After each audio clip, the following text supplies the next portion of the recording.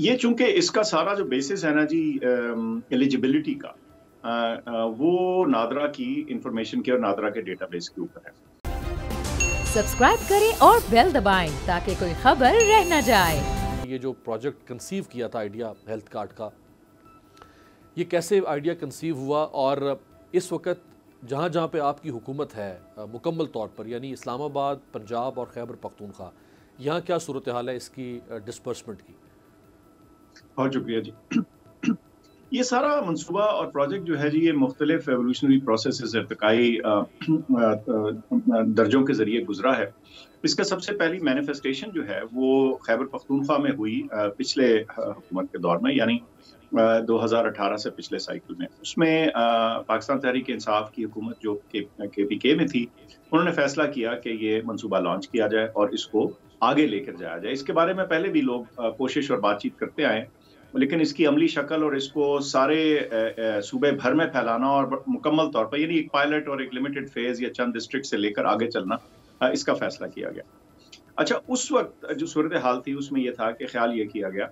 कि ये एक गुर्बत के एक सर्टन लेवल से नीचे नीचे जो है इसको कवर किया जाए, यानी जो निस्बतन गरीब पॉपुलेशन है मुल्क की, जिनको माली वसाइल कम हैं और मुश्किलात ज़्यादा हैं, उनसे शुरू किया जाए। और फिर जब वो सक्सेसफुल हो गया तो ये ख्याल किया गया कि इसको जो सेहत के बारे में ख़ास तौर पे इन पेशेंट इलनेस है, उसके जो प्रेशर आते हैं वो सिर्फ गरीब तरीन शख्स पे नहीं आते, बल्कि मुतवस्सित लोगों के ऊपर भी आते हैं। बल्कि मैं समझता हूँ कि मिडिल क्लास के भी एक काफ़ी सेगमेंट है जो इससे मुतासर होता है, ख़ास तौर पर अगर किसी को खुदा न खास्ता हेल्थ के एक्सपेंडिचर्स, वो भी इन पेशेंट के, जहाँ दाखिला रहना पड़े और ऑपरेशन या मेडिकल के मामलात हों। तो खैबर पख्तूनख्वा में उनकी हुकूमत में जो उनके हेल्थ मिनिस्टर हैं तैमूर झगड़ा साहब, वो फाइनेंस के भी मिनिस्टर हैं, उन्होंने इस चीज़ को सोचा और एनालाइज किया और अपने अदाद शुमार के तहत उन्होंने फैसला किया कि सारे सूबे में उसको कर दिया जाए, यानी जो कोई खैबर पख्तूनख्वा का सिटीजन है वो इसमें कवरेज में आ जाए। ये पिछले साल उन्होंने बतदरीज एक्सपैंड किया और अब सारे KPK में ये चीज़ मौजूद है। इससे इंस्पायर होके और थोड़ी सी इससे लीड लेके और इसको एक तरह का मॉडल यूज करके और इसके अदाद शुमार से कुछ कंफर्ट हासिल करके पंजाब ने भी फैसला किया और फेडरल टेरिटरीज में इस्लामाबाद और गिलगित बल्तिस्तान और AJ तो इन तमाम जगहों में फिर ये फैसला हुआ कि हम जॉइंट प्रोक्योरमेंट करेंगे और इस तरह से फिर ये इस एवोल्यूशनरी प्रोसेस के जरिए यहाँ तक बात पहुंची। राइट। अच्छा, अब सबसे पहला जो लोगों के ज़हन में कन्फ्यूजन्स हैं, बहुत सारी हैं और बहुत सारे सवाल आते हैं। पहली कन्फ्यूजन ये है कि आप कहते हैं कि घर के सरबराह को मिलेगा। अब एक घर में एक माँ बाप हैं, अगर उनके जो डिसेंडेंट्स हैं, उनकी औलाद में से जो मैरिड हैं, क्या वो अलहदा से फैमिली कंसिडर होंगे या सिर्फ माँ बाप ही एक फैमिली कंसिडर होंगे और जो बाप है वो सरबराह है तो एक ही कार्ड मिलेगा और उनके नीचे जो मैरिड चिल्ड्रन है उनको अलहदा से कार्ड नहीं मिलेगा? अच्छा, ये चूंकि इसका सारा जो बेसिस है ना जी एलिजिबिलिटी का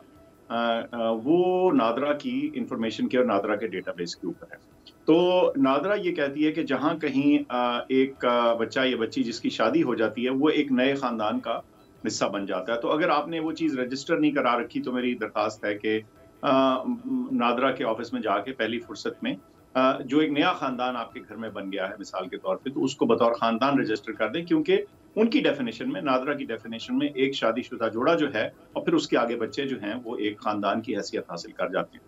तो ख़ानदान की जो डेफिनेशन है वो ये है कि ख़ानदान का एक सरबराह है, मर्द भी हो सकता है, खातून भी हो सकती है, बेवा खातून है या डिवोर्स्ड हैं तो वो भी हो सकती हैं, और फिर जो आगे उनके शादीशुदा बच्चे हैं वो फिर अपने अपने ख़ानदान के का हिस्सा बनते चले जाते हैं। तो ख़ानदान की डेफिनेशन कुछ इस तरह है, लेकिन इसका मकसद ये है कि तमाम सिटीजन्स कवर हो जाएं।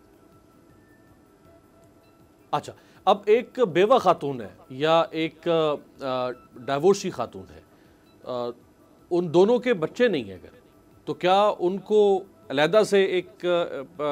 उनको किस कैटेगरी में लाएंगे? वो फैमिली तो नहीं कह सकते हैं। जी, मैं इसकी नादरा इसको बहुत अच्छी तरह क्लैरिफाई कर सकता है और मैं थोड़ा सा बगैर चेक किए आपके सवाल का जवाब दे रहा हूँ, लेकिन मेरी अंडरस्टैंडिंग ये है कि ऐसी खातून बजाते खुद अपने कैटेगरी में अपने तौर पर ही खानदान तस्वर। رائٹ، یعنی اس کے بچے ہوں نہ ہوں، لیکن اگر وہ ڈائیورسی ہے یا وہ وڈو ہے تو وہ ایک علیحدہ خاندان تصور ہوگی اور اس کو کارڈ ملے گا. اگر جی سنگل ہے کوئی، یعنی ایک ماں باپ کے ایک میاں بیوی کے اگر 4 بچے ہیں، ان میں سے 3 میرڈ ہیں، تو وہ تینوں جو میرڈ ہیں وہ علیحدہ سے 3 فیملیز کنسیڈر ہوں گی، اور چوتھا اگر وہ سنگل ہے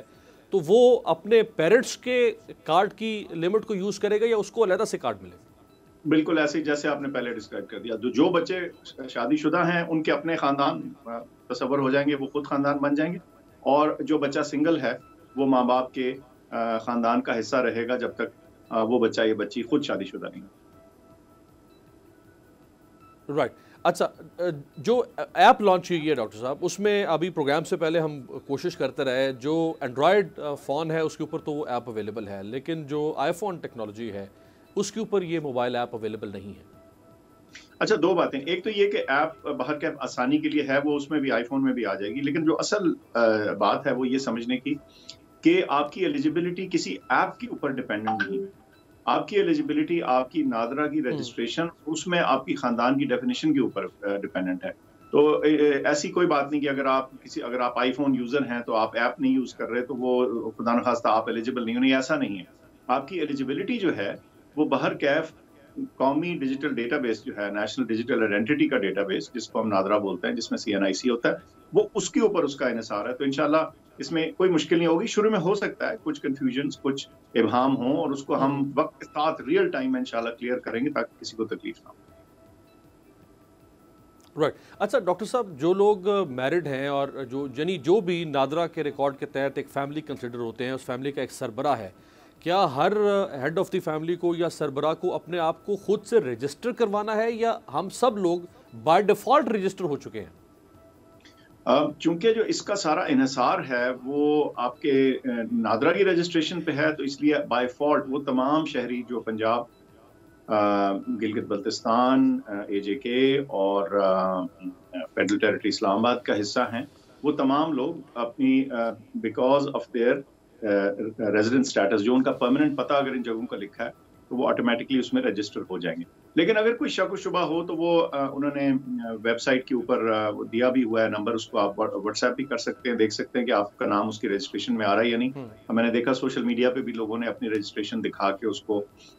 شیئر بھی کیا ہوا ہے اسکرین کو. تو اس پہ ہم تھوڑی معلومات عامہ جو ہے اس معاملے میں ذرا اور بڑھانے کی ضرورت ہے، کارڈ کے ذریعے بھی اور ایڈورٹیزمنٹس کے ذریعے اور یہ ٹیلی ویژن پروگرامز کے ذریعے. لیکن اس کا آسان ترین جواب یہ ہے کہ وہ تمام لوگ جو ان صوبوں میں واقع ہیں، جن کا ایڈریس یہاں کا ہے،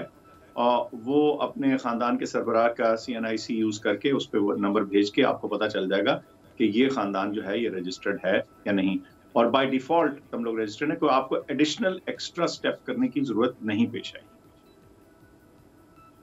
رائٹ. اچھا، ایک 8500 ایک نمبر ہے جس کے اوپر آپ اپنا ID کارڈ نمبر سینڈ کرتے ہیں اور آپ کو رسپونڈ بیک کیا جاتا ہے اور آپ کو بتایا جاتا ہے کہ آپ اس کے اہل ہیں یا نہیں. تو بہت سارے لوگوں نے اس پروگرام سے پہلے جب ہم نے کہا کہ آپ چیک کریں، تو لوگوں نے جب چیک کیا، اس نمبر پہ میسج کیا اپنا CNIC نمبر، تو ان کو جواب ملا، معزز درخواست گزار، آپ قومی صحت کارڈ کے لیے اہل نہیں ہیں.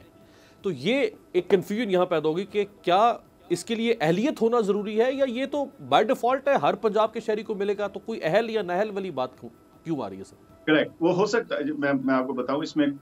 شروع میں سسٹم میں کچھ گلیچز ہو سکتی ہیں، وہ پلیز ہمیں بتائیے تاکہ ان کو ہم ساتھ ساتھ سالو بھی کریں. لیکن ایک چیز ذہن میں رکھیے کہ کوشش کریں کہ جو خاندان کا سربراہ ہے، آپ کے علم کے مطابق جو آپ کی لاسٹ رجسٹریشن، اب کئی دفعہ ہوتا ہے بچوں کی شادی ہوئی، لوگوں نے اس کو اپڈیٹ نہیں کیا،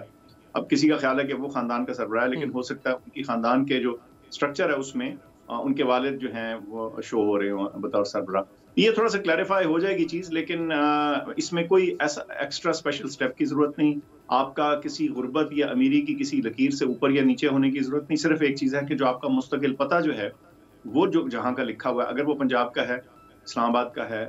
GB کا ہے، AJK کا ہے، تو وہ ہاں یہ بھی ایک کنفیوژن ہے. یہ بھی میں ذرا اس پہ بھی آپ سے سوال کر لوں کہ لوگوں کے 2 ایڈریسز ہوتے ہیں، اوبویسلی ایک ٹیمپریری ایڈریس ہے، ایک پرماننٹ ایڈریس ہے.